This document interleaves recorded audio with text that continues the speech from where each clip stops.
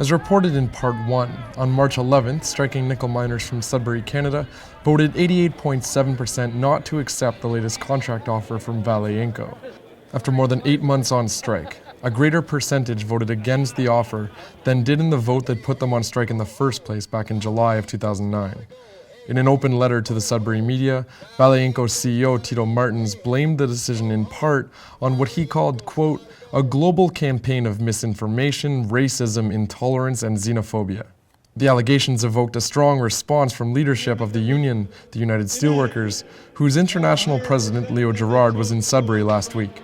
I resent him calling our members, or me, or my union, racist. These are my sisters and brothers, and we have a global union and a global faith. We don't resent our brothers and sisters. We resent the management that is causing this fight unnecessarily. While there is little to suggest that the union has appealed directly to racism in order to rally support, they certainly appeal to Canadian nationalism, at times strongly emphasizing the Brazilian roots of Vale, such as a pamphlet the union circulated in Sudbury newspapers which said, quote, Canadian workers and citizens are demanding their right to be treated fairly by the extractor of a national resource, to be recognized as members of a sovereign nation, not a colony of an imperialist Brazilian corporation. Days earlier, the steelworkers played host to union representatives from Vale operations around the world, and their guests brought a clear message of solidarity with the Sudbury strikers. Spokesperson for Vale, Steve Ball, says that the arrival of the international workers doesn't exclude the possibility of bigotry on the part of the union. Certainly we have enough proof over the last 8 to 9 months that that's not always the case. That the kind of relationships you're talking about have certainly been forged perhaps more recently, because we have seen cases of the Brazilian flag being burned. We've seen a lot of very anti-Brazil propaganda, and there's no question that it's been made a Canada versus Brazil argument at times, which has been completely unfair. As I said, it's a global world now. Canadian companies own businesses in other parts of the world. And anti-Canada imagery has been used by opponents of Canadian mining corporations in other countries as well, such as this mural in El Salvador. The Real News spoke to visiting Brazilian union representative Gilson dos Santos from the Brazilian Labour Congress. Despite the Sudbury workers' anti-Brazil rhetoric, dos Santos condemned Vale's accusations of racism and xenophobia. Então hoje, para mim, eu vejo isso como desespero, é uma estratégia falida, né? É uma estratégia que não deu certo, que agora eles não estão tendo saída. Então eles estão começando a agredir, começando a usar ferramentas escusas, que a estratégia dela é desmoralizar o movimento sindical no mundo. The last sentence of the pamphlet the steelworkers sent out to the Sudbury community ended in big bold letters with the sentence, Vale, this is a Canadian community you're dealing with. Vale executives say it is precisely this attitude, that Canadian communities are exceptional, that is the problem in Sudbury. In an interview with the Sudbury Star, Vale CEO Tito Martins painted Sudbury as a global outcast in a company spanning 35 countries across 5 continents.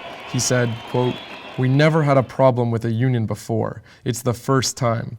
Going on to add, and we don't have any problems with local communities and local authorities.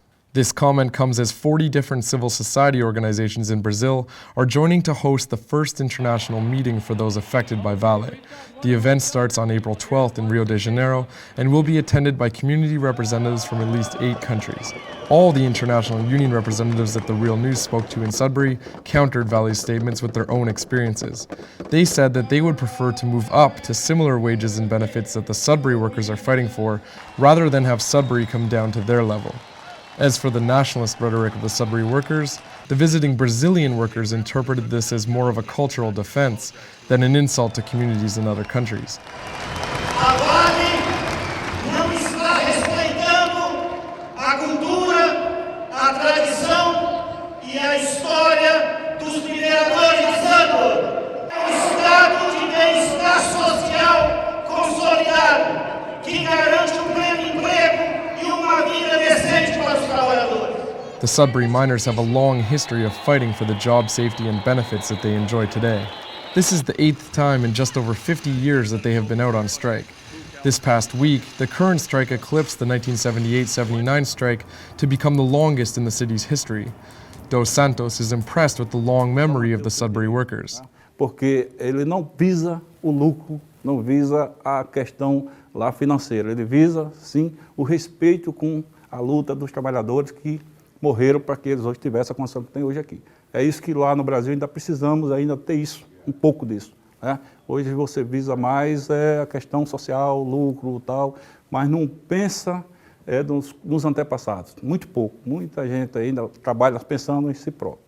But Dos Santos was surprised that the strikers had allowed replacement workers, or scabs, to enter the mines, something he says doesn't happen in Brazil. Quando tem greve, os trabalhadores grevistas, ele faz um piquete, lá geralmente a gente tranca a fábrica, né? O piquete é na porta da empresa, não deixa entrar nenhum trabalhador. How mining companies should share their profits with workers and communities is central to the dispute in Sudbury. Vale wants to make changes to the workers' nickel bonus, a profit-sharing mechanism that is tied to the price of nickel. During the 2 years of high nickel prices following Vale's purchase of Inco, Vale made roughly $4 billion in profit in Sudbury alone. Over that same period, the nickel bonus system provided Sudbury's workers with around $200 million.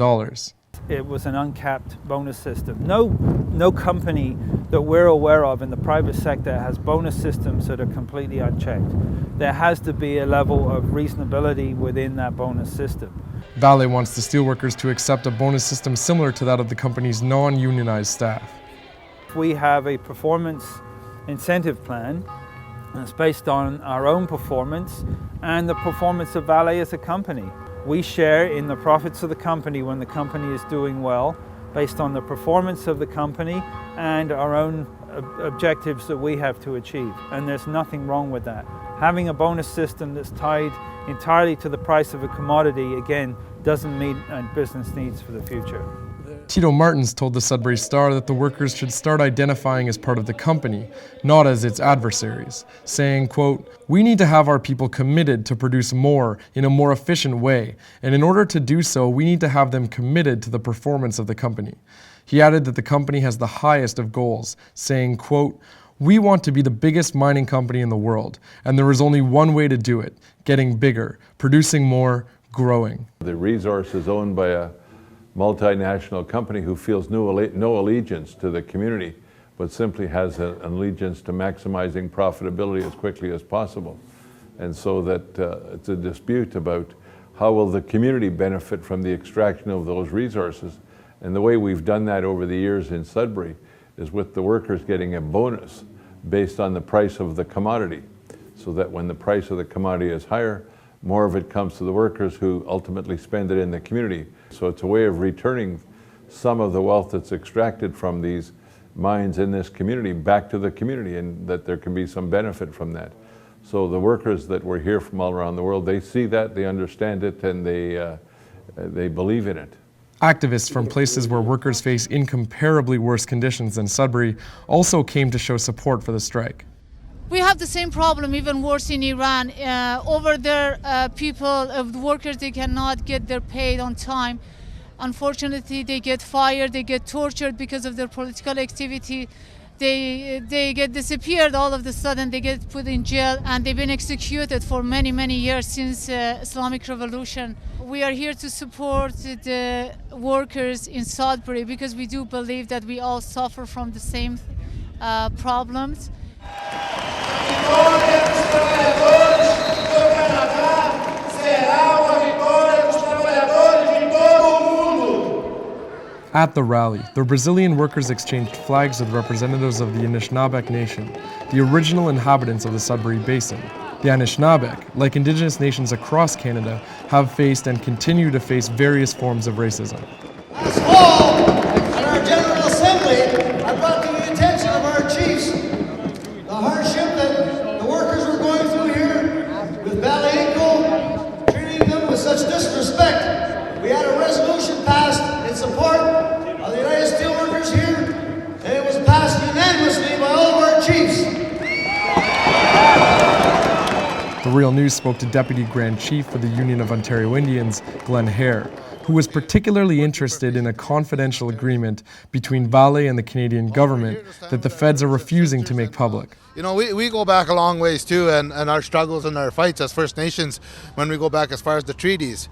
And the treaties, our treaties have never been honored. Today, I'm rejuvenated again because of the solidarity, the people standing together. Germany's Mining, Chemical and Energy Industrial Union announced it had already taken concrete action in solidarity with the Canadian miners. Last fall, when there was the first ship coming to Europe to bring over the copper ore from your mill here, produced by terrible scabs, we made sure in public in Germany, in the newspapers and within the rally in front of the harbor, that Vale will see all over the world that we are aware about their wrong behavior here in Sudbury.